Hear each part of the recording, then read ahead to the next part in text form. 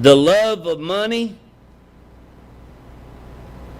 the sins and the pleasure of this world is something that we all are tempted with. There's nothing wrong with money.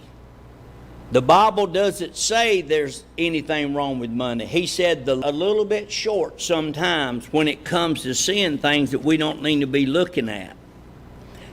The Lord wants to see through our eyes. He wants us to see the hurt and the sufferings of others. I thank God that He gave me a caring heart. He gave me not only to look at myself, but to look at others that needs help also. There's other people's sufferings besides you and I tonight, and we have to be aware of that. And if we don't let God see through our eyes, we'll never see the things that God would have us to see. What do you think tonight God would be pleased with you looking at? Certainly the things of this world shouldn't be an attraction to us. I thought about this. The TV commercials is the most ungodly thing. My wife and I talk about this often. There's nothing on TV fitting to watch anymore. And even the commercials. I thought about the commercials that the lingerie that they show on TV. I mean, look, we go to bed with more than they show on TV now. Yeah. Hey, listen, just because it comes on TV doesn't mean that you got to watch it. God is not pleasing with those things that we look at. And everything we see, God sees.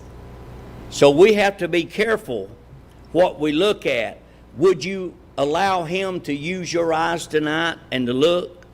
The lust of the flesh, the love of money, and the lust of sin and the pleasures of this world. If you're going to be used of God, you got to come out from among the world, saith the Lord. Amen. We got to separate ourselves from the world. Then number 3, let Him hear through your ears. Oh, be careful, little ears, what you hear. Boy, it'd be good if we sung that some, wouldn't it? Hey, listen, there are things that you hear in the workplace. Well, we used to could say that literally because the workplace was a place where jokes are told and things that was told that we as believers shouldn't be hearing. But now you got to be careful on the church property what you hear. Hey, listen, everybody that comes to church ain't a saint of God. Everybody that comes to church don't have the little halos and the wings. They're not going to fly away when God comes again. Amen. It is what revealed in our ears by the Lord that is what counts. We must put forth our best language. We must listen to only the language that God would be pleased with hearing. Sexual encounters is the things of this world. I told my wife, and I believe most of us out here is old enough to know right from wrong. But listen, there's something wrong with America when America will put nudity on TV to advance and to benefit people and profit people of gain. You take all those beer commercials, all those liquor commercials. How in the world can our government allow all that to happen? And just about every one of those commercials, there's some nudity of a woman or a man involved. That's right. Listen, when those kind of things starts popping up, we need to start hitting the off button. Amen.